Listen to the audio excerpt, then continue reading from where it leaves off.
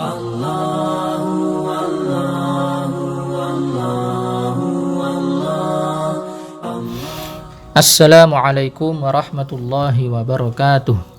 Bismillahi walhamdulillah wassalatu wassalamu ala rasulillah amma ba'du. Para pemirsa kaum muslimin yang dirahmati Allah subhanahu wa ta'ala, dalam kesempatan yang mulia ini kita akan membahas bersama-sama tentang Lailatul Qadar. Allah subhanahu wa ta'ala berfirman pada surah Al-Qadar, Bismillahirrahmanirrahim, Inna anzalnahu fi lailatul qadar. Sesungguhnya kami telah menurunkan Al-Quran pada malam Lailatul Qadar. Kapankah malam Lailatul Qadar itu terjadi?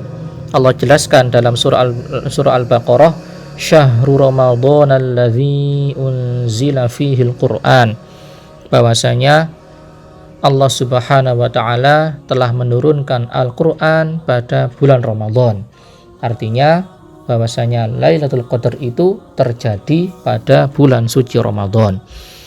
Semuanya menjadi mulia disebabkan Al-Quran. Bulan Ramadan menjadi bulan yang mulia karena Al-Quran turun di bulan tersebut. Lailatul Qadar menjadi malam yang mulia karena Al-Quran turun pada malam tersebut. Nabi Muhammad menjadi nabi yang mulia karena Al-Quran turun pada beliau. Umatnya juga menjadi umat yang mulia karena Al-Quran turun untuk mereka sebagai pedoman beribadah pada Allah, sebagai pedoman untuk menjalankan aktivitasnya sehari-hari. Dan kota Mekah Madinah menjadi kota yang mulia karena Al-Quran turun di dua kota tersebut. Kemudian ayat kedua, wa ma adraka ma Lailatul Qadar, dan apa yang engkau ketahui wahai Nabi Muhammad, apa itu Lailatul Qadar? Ada tiga penjelasan makna Lailatul Qadar. Yang pertama, ayat ketiga, Lailatul Qadri khairum min alfi syahr, bahwasanya malam Lailatul Qadar itu lebih baik daripada 1000 bulan. Diriwayatkan dalam kitab Soffatut Tafasir, anna rajulan labisas silah wa jahada fi sabilillah al-fasyahr, bahwasanya ada seorang laki-laki yang berjihad di jalan Allah selama 1000 bulan. Fa'ajiba Rasulullah wal muslimin min dzalik, sehingga hal itu menjadikan Nabi Muhammad serta orang-orang muslim menjadi takjub. Kemudian Nabi Muhammad berdoa mengharap kepada Allah subhanahu wa ta'ala, Ya Rabb, wahai Tuhanku, ja'alta ummati aqsarul umam a'maran wa aqallaha a'malan. Ya Allah, engkau telah menjadikan umatku ini adalah umat yang umurnya pendek dan amalnya sedikit. Fa'atahullahu Lailatul Qadri, lantas Allah subhanahu wa ta'ala memberikan kepada Nabi Muhammad dan umatnya, yaitu Lailatul Qadar, yang pada malam hari itu ketika seorang hamba beribadah, pahalanya lebih baik daripada 1000 bulan. Selanjutnya makna yang kedua adalah ayat keempat, tanazzalul malaikatu warruhu fiha biizni rabbihim min kulli amr. Pada malam hari itu para malaikat warruh dan malaikat Jibril turun biizni rabbihim, dengan seizin Tuhan mereka, min kulli amrin. Artinya bahwasanya pada malam hari itu qadahullahu fiha litilka sanati ila qabilin, Allah subhanahu wa ta'ala telah menentukan nasib seluruh makhluk-makhluk untuk waktu 1 tahun ke depannya. Jadi tujuannya apa? Untuk izharuhu lil malaikah, Allah subhanahu wa ta'ala menampakkan kekuasaannya kepada para malaikat ketika Allah subhanahu wa ta'ala menentukan takdir, menentukan nasib seluruh makhluk-makhluknya, yaitu al-qadha fi hadhihi sanah, menentukan nasib keadaan seluruh makhluknya pada 1 tahun ke depannya. Dan itu terjadi pada malam Lailatul Qadar. Selanjutnya makna yang ketiga di ayat yang terakhir, salamun hiya hatta matla'il fajr, hiya salamun min awwali yaumiha ila tulu'il fajri. Keselamatan pada awal harinya, yaitu ketika masuk maghrib, ila tulu'il fajri, sampai terbitnya fajar, artinya sampai subuh. Tasallama fihal malaikatu alal mu'minin, yaitu para malaikat mengucapkan salam kepada orang-orang mukmin. Wala yuqaddirullahu fiyya illal khair wassalamah li banil insan, dan Allah Subhanahu wa taala tidak mentakdirkan pada malam hari itu kecuali kebaikan dan keselamatan untuk para manusia. Jadi kalau malam hari selain Lailatul Qadar, Allah telah mentakdirkan dua kemungkinan, yaitu takdir baik dan takdir buruk. Allah mentakdirkan musibah, ya, bala, dan juga kebaikan. Namun khusus untuk malam Lailatul Qadar, Allah tidak mentakdirkan sesuatu kecuali kebaikan dan keselamatan untuk manusia. Kemudian dijelaskan juga di dalam kitab As-Sawi, kegiatan apa, ibadah apa yang bisa kita lakukan dalam malam Lailatul Qadar. Dijelaskan di sini, yang pertama adalah hendaklah memperbanyak membaca Al-Qur'an. Khususnya yang pertama ayat kursi, kemudian awakhirul Baqarah, 3 ayat terakhir dari surah Al-Baqarah.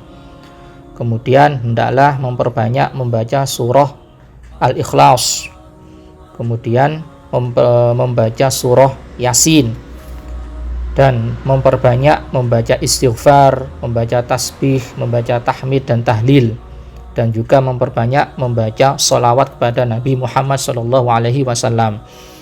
Kemudian wa yad'u bima ahabba li nafsihi wa li ahbabihi ahya'an wa amwatan, dan hendaklah memperbanyak doa kebaikan untuk diri sendiri dan juga untuk orang-orang yang dia cintai, baik yang masih hidup maupun yang telah meninggal. Wa yatasaddaqu bima tayassarolah, dan hendaklah bersedekah sesuai dengan kemampuan dirinya. Wa yahfadhu jawarihahu 'anil ma'asi, dan hendaklah menjaga anggota tubuhnya dari menjalankan suatu perbuatan maksiat. Dan wa yakfi fi qiyamiha salatul isya'i was subhi fi jamaah, dan hendaklah menjalankan salat isya dan subuh secara berjamaah.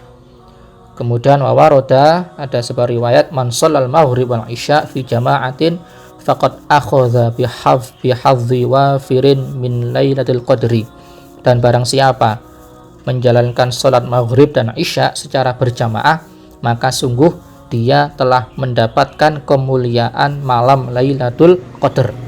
Karena Lailatul Qadar itu terjadi mulai maghrib sampai azan subuh.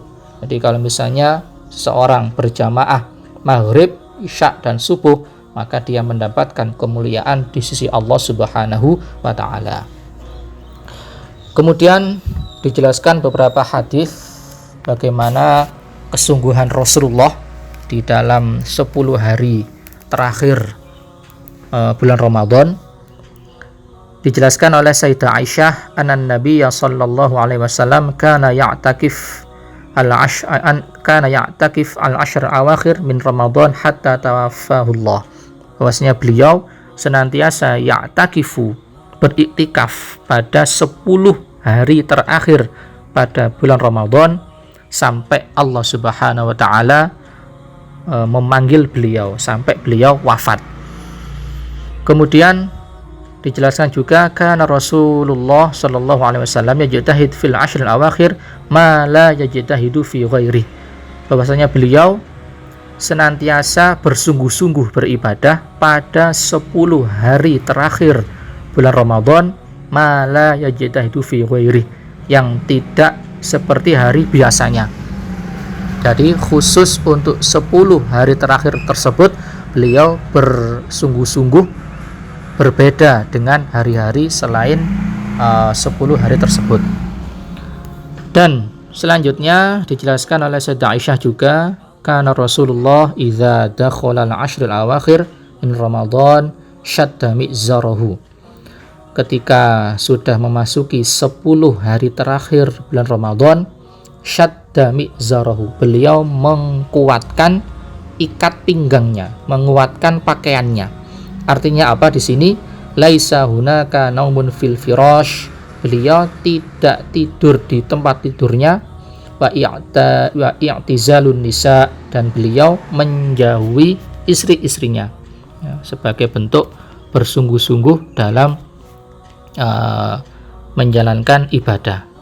Wa ahya lailahu, dan beliau menghidupkan malam-malam 10 hari tersebut.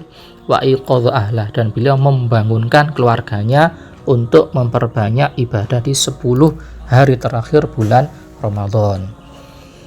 Dan kita tutup pembahasan kita dari sebuah hadis dari Sahihain an Abi Hurairah, dari sahabat Abu Hurairah, anna Rasulullah qala, bahwasanya beliau bersabda, man qoma lailatal qadri imanan wahtisaban ghufira lahu ma taqaddama min dzambih. Barang siapa beribadah bersungguh-sungguh pada malam Lailatul Qadar, barang siapa mendapati malam Lailatul Qadar imanan wahtisaban, secara iman pada Allah, wahtisaban, dan dengan ikhlas mengharap hanya pada Allah Subhanahu wa taala, ghufira lahu ma taqaddama min dzambih, maka Allah Subhanahu wa taala akan mengampuni segala dosa-dosanya, yaitu ma taqaddama min dzambih, dosa-dosa yang telah lampau. Jadi redaksi hadis ini ada banyak perbedaan, ada banyak macam. Ada yang menggunakan istilah man qoma lailatul qadri, ada penjelasan man soma Ramadan, dan lain sebagainya. Artinya sama, bahwasanya barang siapa memaksimalkan ibadah pada bulan Ramadan, khususnya di 10 hari terakhir, maka insya Allah Allah Subhanahu wa ta'ala telah mengampuni segala dosa-dosa yang telah lalu. Semoga menjadi ilmu yang bermanfaat. Sekian yang bisa kami sampaikan. Wal afu minkum. Assalamualaikum warahmatullahi wabarakatuh.